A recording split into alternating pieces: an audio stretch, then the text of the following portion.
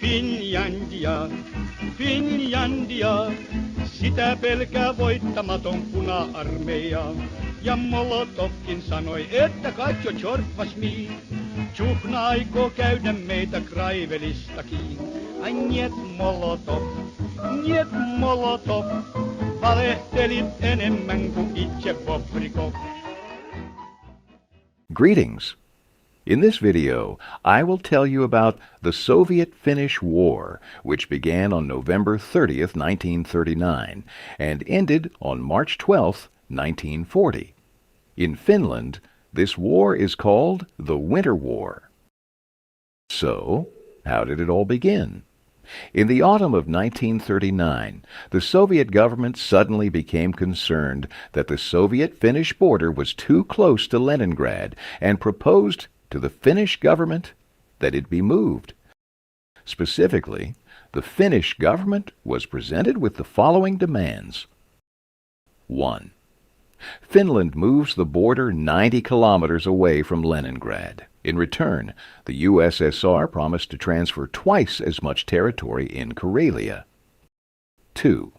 Finland agrees to lease the Hanko Peninsula to the USSR for 30 years for the construction of a naval base and the stationing of a military contingent. Third, Finland cedes several islands to the USSR, which were strategically important for Leningrad's defense. And finally, 4. The existing Soviet-Finnish non-aggression pact is supplemented with an article on mutual obligations not to join alliances or coalitions of states hostile to either party. This refers to the Soviet-Finnish Treaty signed relatively recently in 1932, but as you can understand, no treaties have ever stopped Russia. At first glance, these demands seem quite modest and genuinely motivated by concerns for the security of a city with millions of inhabitants. However, there is every reason to question this conclusion because the true goals of the USSR were entirely different. The key to understanding the real intentions of the Soviet leadership lay in another document, the secret protocol to the Soviet-German non-aggression pact, known as the Molotov-Ribbentrop Pact, signed on August 23, 1939. As you can see from this document, Germany recognized the Baltic states, Latvia, Estonia, and Lithuania as part of the Soviet sphere of influence, along with Finland. The goal of the Soviet leadership is not difficult to decipher.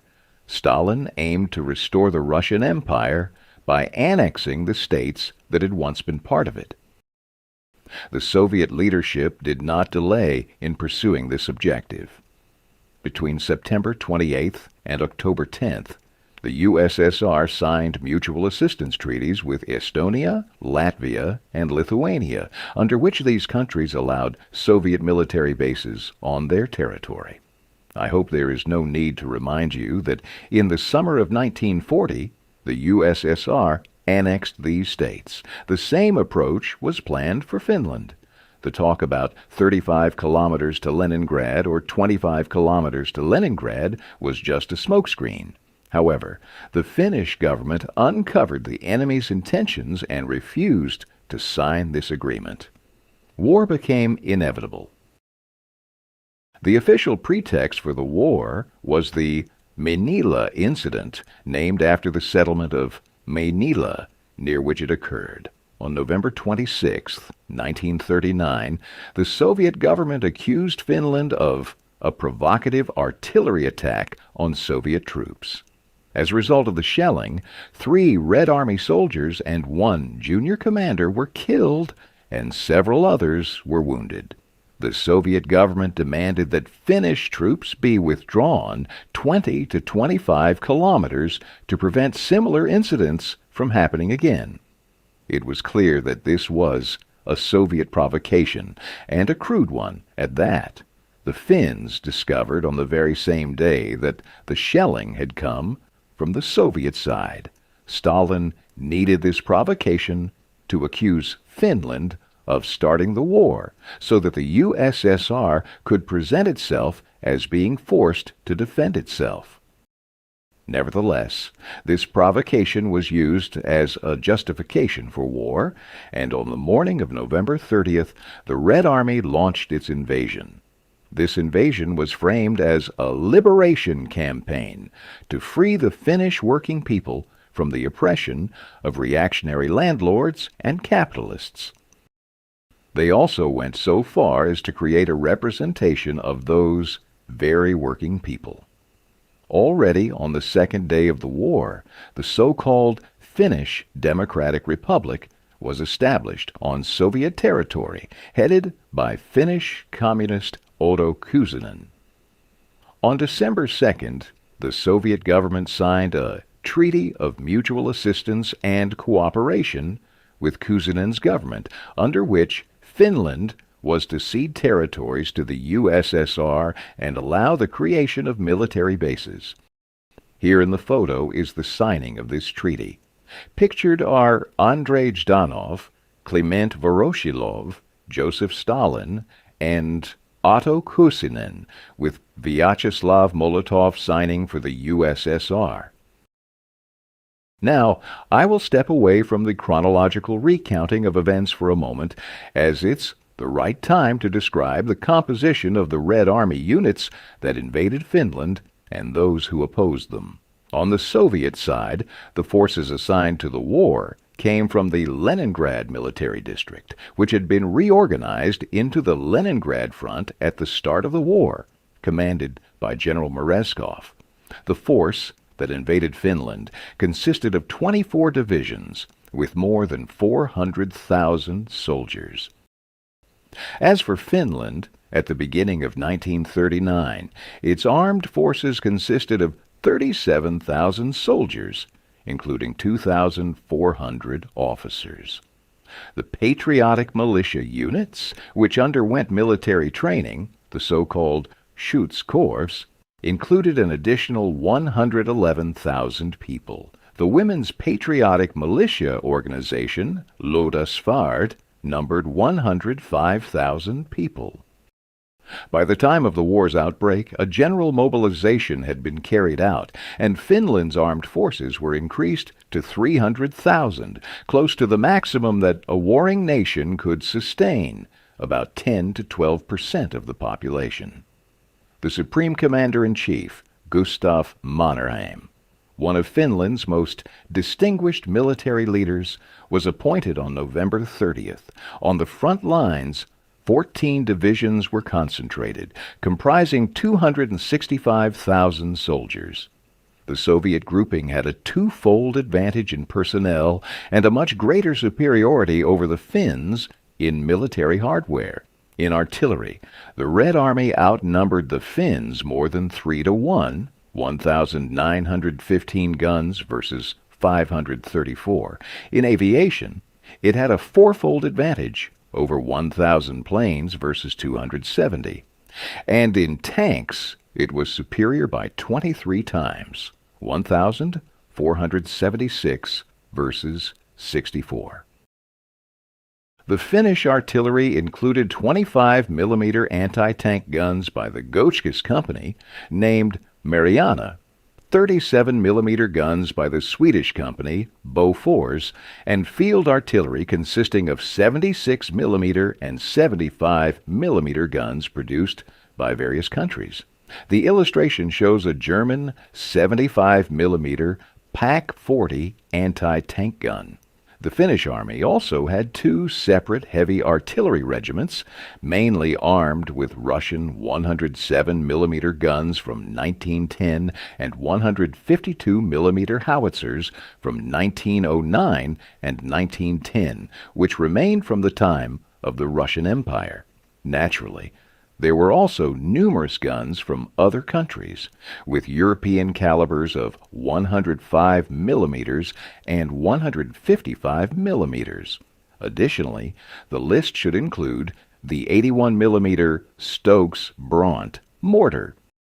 In the Red Army, the main artillery pieces were the 45mm anti-tank gun of 1937, as well as the 3-inch 76.2 millimeter field gun, the 152 millimeter howitzer, and 47 millimeter, 82 millimeter, and 120 millimeter mortars.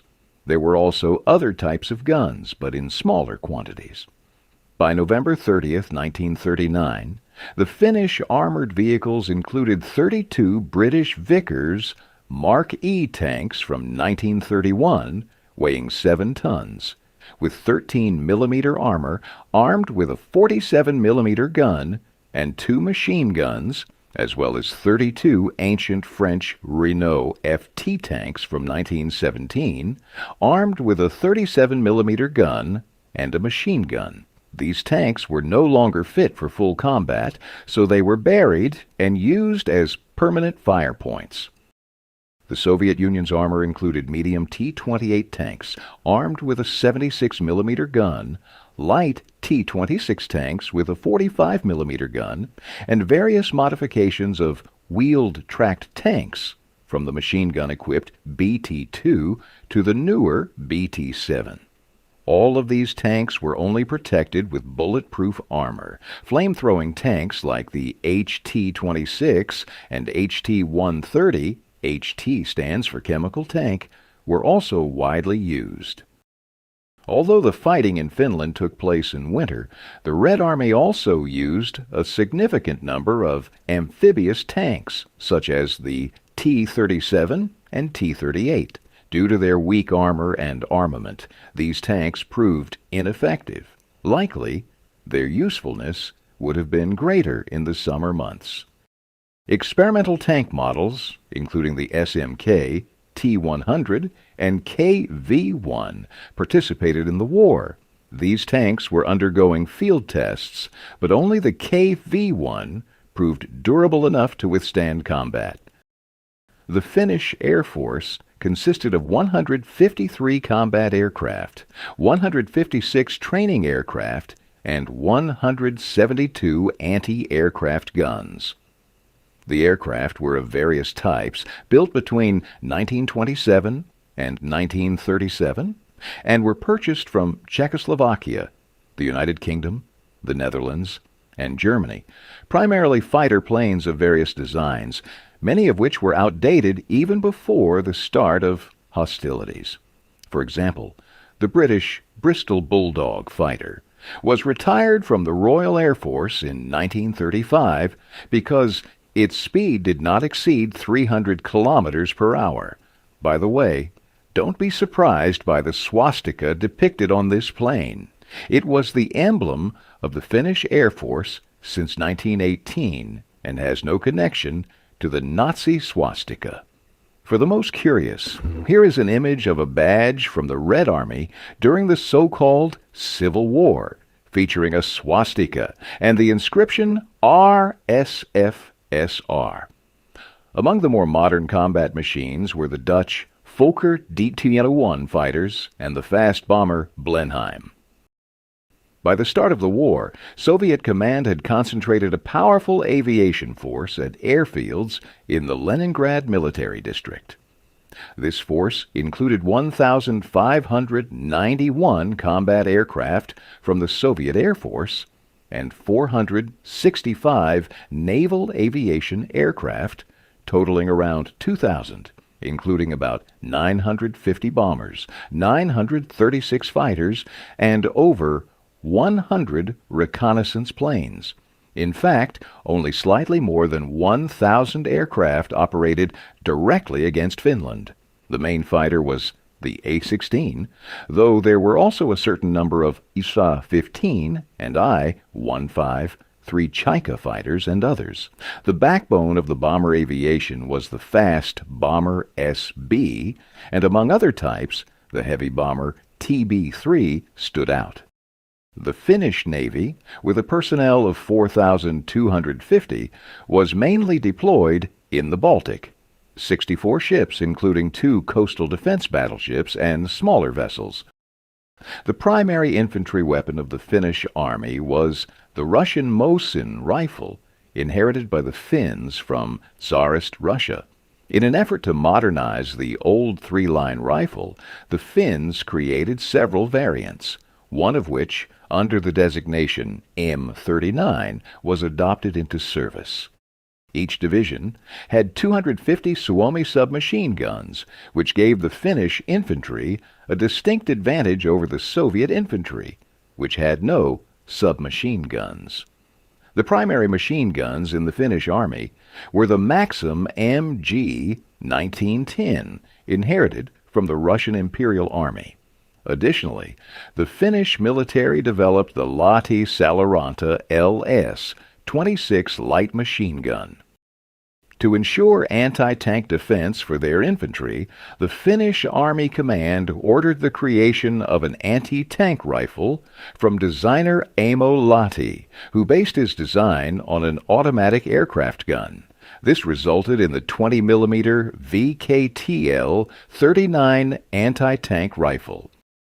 In the 1920s, the Finnish Army used revolvers and pistols of various designs and calibers, the Russian Nagant, Belgian Browning and Bergmann Bayard pistols, and the German Parabellum. By the late 1930s, a Finnish-designed pistol, the L-35, was also added to the arsenal. Several types of hand grenades were also used.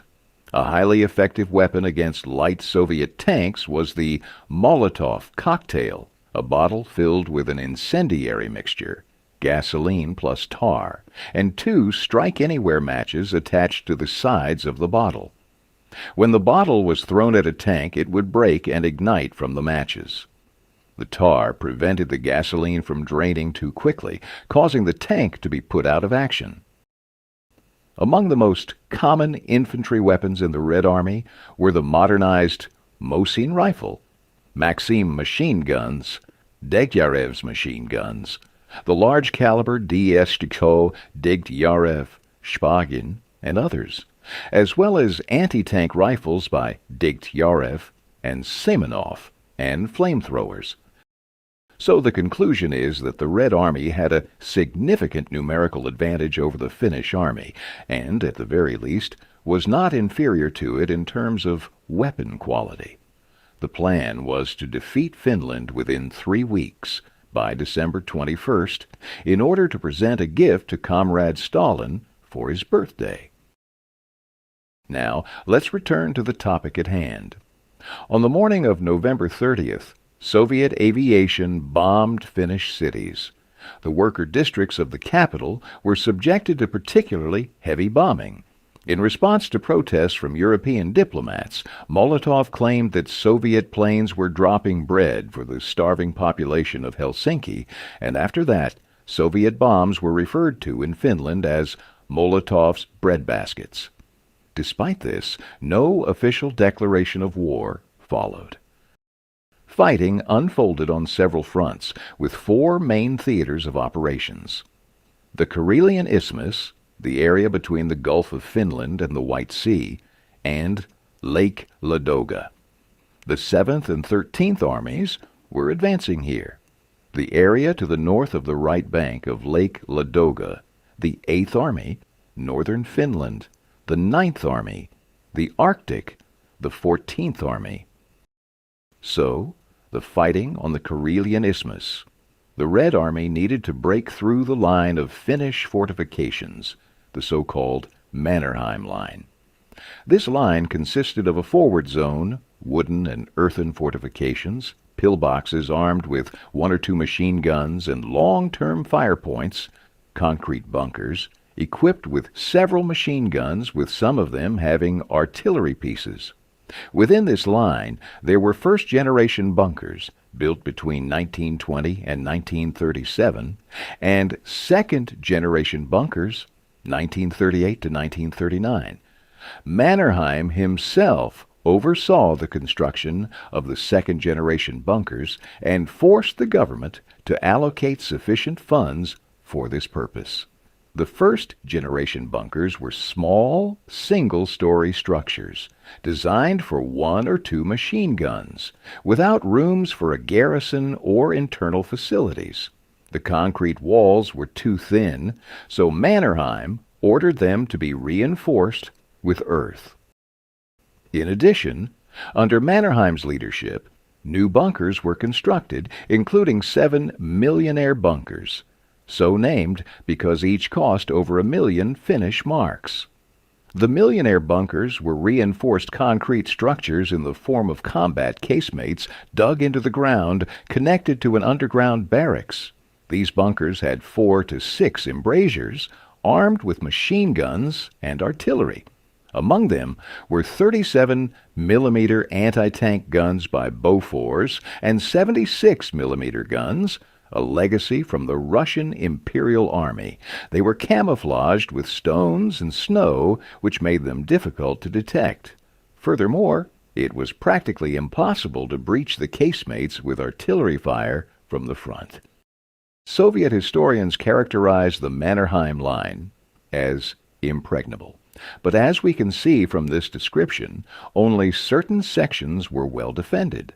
The 7 truly powerful bunkers could not provide protection for the entire 132-kilometer length of the line. Mannerheim himself gave the best description of the line when he said, "It was the heroism of Finnish soldiers that made the Mannerheim Line impregnable."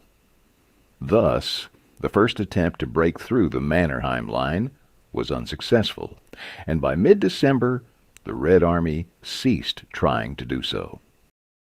As for the fighting around Lake Ladoga, the 8th Army advancing here was completely destroyed. The 139th Rifle Division was encircled and completely defeated on December 12th.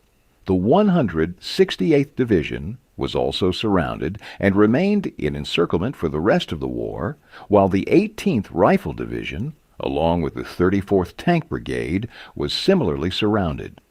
An attempt to break out was also disastrous. Out of 15,000 soldiers, just over 1,000 managed to escape.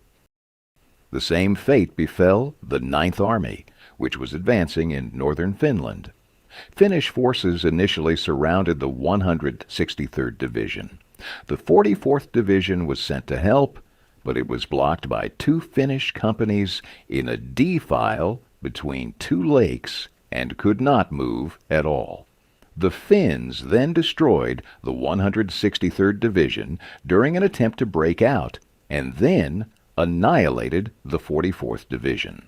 On another section, the 54th Division was surrounded, but managed to hold out until the end of the war. I would like to note that the encircled divisions of the 8th and 9th Armies could not be supplied with proper food, and many Red Army soldiers simply died of hunger. Since the temperature was around 40 degrees below zero, the soldiers, weakened by hunger, froze to death in large numbers. The fighting in the Arctic was generally successful for the 14th Army, and the Soviet forces reached the border with Norway, capturing the city of Petsamo, thus depriving Finland of access to the sea. During the military operations, Finnish infantry successfully employed a maneuver-based tactic. This involved small combat groups on skis wearing camouflage suits and armed with rifles, Suomi submachine guns, light machine guns, and Molotov cocktails. These groups would attack isolated enemy columns and disrupt communications. The ultimate goal of such actions was to split the numerically superior enemy forces into smaller groups, isolate them from the main body, and then methodically destroy them.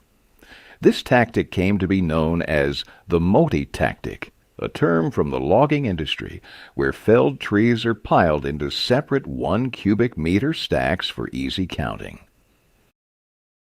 At the end of December, a lull occurred on the front. The defeat of the Red Army forced the Soviet leadership to significantly reconsider its approach to the war and bolster its forces. To storm the Mannerheim Line, a new northwestern front was established, commanded by first-rank commander Semen Timoshenko. Several heavy artillery divisions were created, including the 203mm B-4 howitzer of 1931, which the Finns dubbed the Stalin sledgehammer, and even a 280mm BR-5 mortar. In February 1940, the Red Army launched a general assault on the Mannerheim Line, and after bloody fighting, the defensive line was breached. On March 13th, the second largest city in Finland, Viborg, Viipuri, was captured. The day before, on March 12, 1940, Finland and the USSR signed a peace treaty, officially ending the war. Under the terms of the treaty, the northern part of the Karelian Isthmus, including the cities of Viborg and Sortavela, several islands in the Gulf of Finland, a small piece of Finnish territory in Karelia, and parts of the Raibachi and Sredni peninsulas, were ceded to the USSR. The USSR also received a 30-year lease on part of the Hanko Peninsula to establish a naval base. Thus, the terms of the treaty were quite moderate. So, what were the reasons for such moderation from the leader of the people? War was raging in Europe, and its outcome was uncertain. The Soviet leadership did not rule out the possibility of France and the United Kingdom entering the war against the USSR, which was not part of Stalin's plans. Moreover, the resistance of the Finnish people promised significant problems in the event of their Sovietization. In short, continuing the war was untimely for the Soviet leadership. What about the Finns? After the breach of the Mannerheim Line, the real threat of the occupation of all of Finland loomed.